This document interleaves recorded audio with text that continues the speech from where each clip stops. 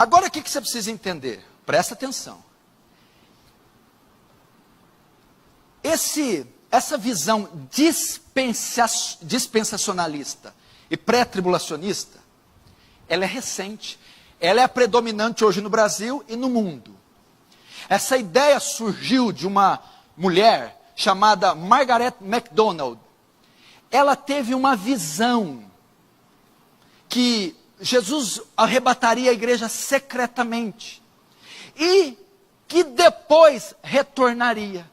Foi através de uma visão, em 1830, que começou-se a ter a ideia de um arrebatamento secreto distinto da volta de Jesus.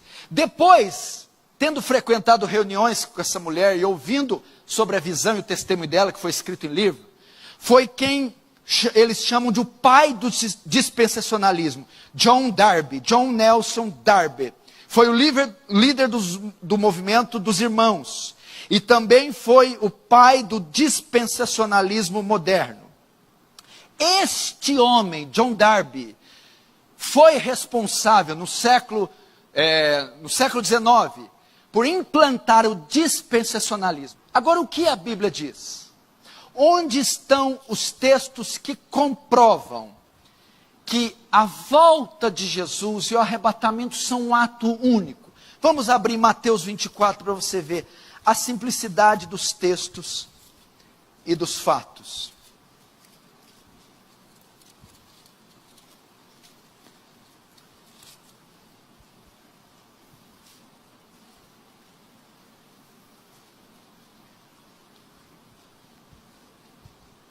Mateus 24. Olha só como o texto aqui está claro. Mateus 24, 29. Só esse texto você tem a resposta para 3 perguntas. Logo em seguida a tribulação daqueles dias, o sol escurecerá, a lua não dará mais a sua claridade, as estrelas cairão do firmamento, e os poderes do céu serão abalados. Então aparecerá no céu o sinal do Filho do Homem. Todos os povos da terra se lamentarão e verão o Filho do Homem vindo sobre as nuvens do céu com grande poder e glória. E ele enviará os seus anjos com grande clangor de trombeta, os quais reunirão os seus escolhidos dos 4 ventos, de uma extremidade do céu, de uma outra extremidade dos céus. Olha só, verso 29.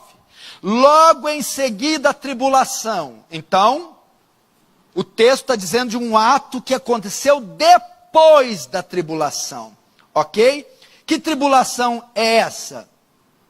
Verso 21. Porque nesse tempo haverá grande tribulação, como desde o princípio do mundo, até agora não tem havido, e nem jamais haverá. Então 29 está se referindo à grande tribulação, ok? E o 29 vai dizer que logo após a tribulação, vamos lá de novo, logo em seguida a tribulação, o que acontece? Verso 30, então aparecerá no céu o sinal do Filho do Homem, e todos os povos da terra lamentarão e verão o filho do Homem vindo sobre as nuvens do céu com poder e glória, ok? Após a tribulação ele volta. Até aí até os dispensacionalistas concordam. Depois, olha só, e logo após aqueles dias, logo em seguida a tribulação, o que acontece? Ele volta. Mas o que mais? Vamos ver. Verso 31. E ele enviará os seus anjos com grande clangor de trombeta, os quais reunirão seus escolhidos. O que é isso? Arrebatamento de uma extremidade à outra dos céus. Então note o que o texto forma. O que ele diz? No mesmo instante que ele volta, então verão no céu o sinal do Filho do Homem com grande clangor de trombeta, e ele ajuntará os seus escolhidos. Quando é que ele ajunta os escolhidos? No mesmo momento que ele volta. O arrebatamento se dá no mesmo instante que Jesus volta. E quando ele volta? Antes da tribulação, o 29, logo em seguida a tribulação, depois da tribulação. Entendeu? Olha como é que o texto é simples. é o texto, um dos mais claros. Marcos capítulo 13 fala a mesma coisa. Então o 29 está anunciando a volta. Primeiro, ela não é secreta. A Bíblia diz que todo olho verá. É com clamor de trombeta, os céus serão abalados. É uma vinda visível. Eles verão, não é secreta. Segundo, no mesmo momento que volta, ele arrebata a igreja. Para que ele vem? O primeiro ato dele ao vir, ele ajuntará os seus escolhidos nos 4 cantos da terra. Mas o que quer dizer isso? Arrebatamento. E quando ocorre? Quando ele voltar. E qual o período com relação à tribulação que ele volta? Depois da tribulação. Olhe, por exemplo, outro texto que mostra que a igreja passa para a grande tribulação. Verso 15. Quando, pois, virdes o abominável da desolação que falou o profeta Daniel no lugar santo, quem lhe entenda. Então os que estiverem na Judéia, fujam para os montes. Quem estiver soberano, não desça para tirar coisa alguma. Para quem foi escrito isso aqui? Para a igreja? Então ele está dizendo, quando virdes, ele está falando do início da tribulação, quando virdes o abominável da desolação no lugar santo, então fuja, então começará. Se a igreja não estará aqui, como é que nós vamos ver? Quando virdes, quem que vai ver? Ele escreveu isso para a igreja. Quem vai ver é quem estará aqui. Quem estará aqui é a igreja. Então, quando vocês verem esses acontecimentos, se preparem. Ele não escreveria algo para a igreja, pedindo que ela visse, se ela não estivesse aqui. Isso é a maior prova que ela estará aqui. Então o texto ensina que Jesus volta depois da grande tribulação, ensina que ele volta no mesmo momento que arrebata a igreja, e ensina que a igreja passa pela grande tribulação. Vamos ver outro texto que mostra isso, 2 Tessalonicenses. Você abriu em primeiro, agora abre em 2 Tessalonicenses. Irmão, no que diz respeito à vinda e à nossa reunião, essa reunião, Paulo está falando, o arrebatamento. O momento que vamos encontrar com ele, nossa reunião com ele, fala das bodas do Cordeiro, quando eles serão arrebatados. E ele coloca a vinda e a reunião em atos únicos. Olha, de novo, verso 1. Ó. Porque vós, irmãos, sabeis pessoalmente. Não, estou no capítulo. Irmãos, nos que diz respeito à vinda do nosso Senhor Jesus Cristo e à nossa reunião com Ele. Agora o verso 2. Aqui não demovais da vossa mente com facilidade, nem vos perturbeis, quer por Espírito, quer por palavra, quer por epístola, como se procedesse de nós, supondo que tenha chegado o dia do Senhor. Deixa até o 2 aí. O que estava acontecendo?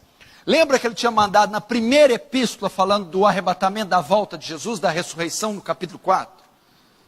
Depois Timóteo volta e dá notícias para ele, olha, tem gente perturbando ele lá, tem visão, tem gente trazendo visões, profecias, e até está circulando uma carta lá, falando que Jesus já voltou, e o povo está morrendo de medo. Paulo vai enviar a segunda epístola para dizer, não, a vinda de Jesus é próxima, não é tão próximo assim. Ele ainda não voltou. E não se fia em visão, em profecia, nem em carta, nem em pregação qualquer.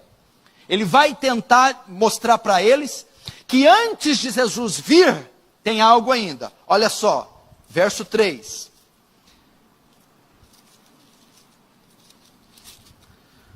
Ninguém de nenhum modo vos engane, porque isto não acontecerá sem que primeiro venha a apostasia, e seja revelado o homem da iniquidade, o filho da perdição. O que Paulo está dizendo? Não, aqui já quebra a volta iminente de Jesus. Primeiro aqui já refuta isso. O pré-tribulacionismo dispensacionalista ensina que ele pode voltar a qualquer hora. Paulo está dizendo, não pode voltar. Não deixe ninguém enganar vocês com profecia, com cartas, com visões. Não será assim. Não será assim o quê? A volta de Jesus não acontecerá antes que. Então não pode ser iminente. Não pode ser agora. Não pode ser, olha, Jesus pode voltar daqui 5 minutos. Não pode. Por quê? Porque antes tem que se manifestar a apostasia e o homem do pecado. Sem que se manifeste a apostasia e o homem do pecado, ele não volta. Então como é que ele pode voltar a qualquer hora? Como é que ele pode ser iminente? Não. O que é apostasia? Um abandono da fé. A hora que as igrejas apostatarem, a hora que você começar a ver espetáculo dentro de igreja, porque você já está vendo, circo, show, roubalheira, adultério, a hora que o povo sair da verdade, ficar quase secularizada a igreja, é um sinal que ele está voltando. Primeiro. E o segundo, e venha o homem do pecado, o anticristo. Então a volta de Jesus não acontece sem que venha o anticristo.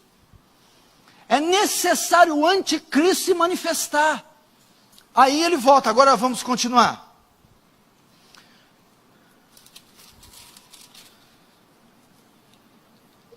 Ninguém de modo nenhum vos engane, porque isto não acontecerá sem que primeiro venha a apostasia, e seja revelado o homem da iniquidade, o filho da perdição, o qual se opõe, se levanta com tudo que se chama Deus, ou objeto de culto, a ponto de se assentar no santuário de Deus, ostentando-se como fosse o próprio Deus. Agora vou lá, verso 7. Com efeito, o mistério da iniquidade já opera, e aguarda somente que seja afastado aquele que agora o detém. Então, de fato, revelará o iníquo, a quem o Senhor Jesus matará com o sopro da sua boca. Agora vamos ver quando que Jesus destrói o anticristo. E o destruirá pela manifestação da sua vinda. A vinda de Jesus é pós-anticristo. A vinda de Jesus é pós-tribulação. Quando é que Jesus destrói o anticristo? Quando ele voltar. Quando é que se dá o arrebatamento? Quando ele voltar. Então o arrebatamento é pós-anticristo. A volta de Jesus, pós-anticristo. Anticristo figura o quê? A grande tribulação. Então a volta de Jesus é depois da grande tribulação. E como a volta e o arrebatamento é um ato único, então o arrebatamento também é após a grande tribulação. Está claro aqui. Não haverá reconstrução de templo, não haverá sacrifícios animais sendo feitos. É a mesma, essa passagem coaduna com aquela de Mateus 24. E quando virdes o abominável da desolação no lugar santo, quem lê entenda. A ideia ali é que o anticristo entraria no templo e profanaria o templo. Isso aconteceu com o Antíoco Epifânio e com o imperador Tito no ano 70. Eles entraram no templo de Israel, profanaram e destruíram o templo. Uma vez que o templo está destruído, o anticristo repetirá isso. Só que a igreja da época era a igreja judaica. A igreja de hoje é a igreja do Novo Testamento. O anticristo vai se assentar no poder religioso. No poder, ele vai falar em nome de Deus, em nome da igreja. E quando nós virmos que uma entidade maligna dominou o poder religioso, está dirigindo a igreja, então saberemos que é o anticristo e que o fim chegou. Não é o templo judaico, não é o templo de Israel, ele não vai construir, não vai entrar lá. Quando fala do abominável da desolação no lugar santo, e quando fala, sentará no trono de Deus, no templo de Deus, querendo parecer ser Deus, significa, ele tomará a liderança da religião, a liderança do povo de Deus. É isso. Ele virá em nome de Deus, como um falso Messias, um falso Cristo. Esta é a ideia. Então não fica vendo coisa na notícia, no jornal, não, na TV. Ah lá, reconstruir o templo, já tem placa, vai fazer. Isso é balela. Ele não vai fazer isso. Ele vai falar em nome de Deus, mas para todo mundo.